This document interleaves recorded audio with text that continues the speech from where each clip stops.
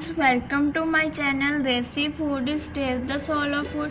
अज असी बनावांगे छोलियां दे पत्तियां दी चटनी। उहदे लई छोलियां दे पत्ते लेने, हरा धनिया लिया, अदरक लिया, हरी मिर्च लईए, नमक लिया ते प्याज लिया।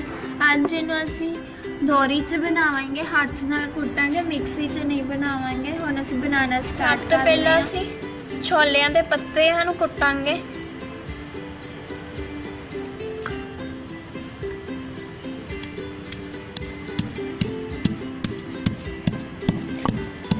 साडे हुण छोलियां दे पत्ते ऑलमोस्ट हो गए ने।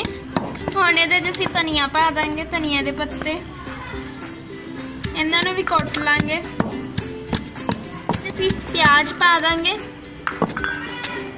इन्हां नूं भी कुटना है। प्याज दे नाल ही असीं हरी मिर्च पा देंगे ते अदरक अपना पा देंगे। सब नूं असीं हुण कुट लेना। असीं हुण असीं पूरी चटनी कुट ली अपनी। हुण इहदे च नमक ऐड करांगे टेस्ट दे अकॉर्डिंग। चंगी तरह पा के नमक नूं कुट लांगे असीं। ये थोड़ी खट्टी हुंदी है, जिहड़े छोलियां दे पत्ते हुंदे ने थोड़े खट्टे फ्लेवर दिंदे ने। जे तुसीं चाहो तो अंब चूरन पा सकदे हो, पर मैं इत्थे अंब चूरन नहीं पाण लई।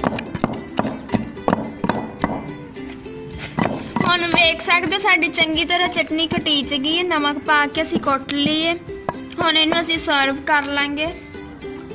हुण साडी छोलियां दे पत्तियां दी चटनी बन के रेडी है। इहनूं असीं अज दोरी च कुट के बनाया। जे तुसीं चाहो तो मिक्सी च भी बना सकदे हो। जे तुहानूं मेरी वीडियो पसंद आंदी है लाइक करना, कमेंट करके दसना तुहानूं मेरी वीडियो किहो जी लगी। तो thanks for watching my video. Have a nice day.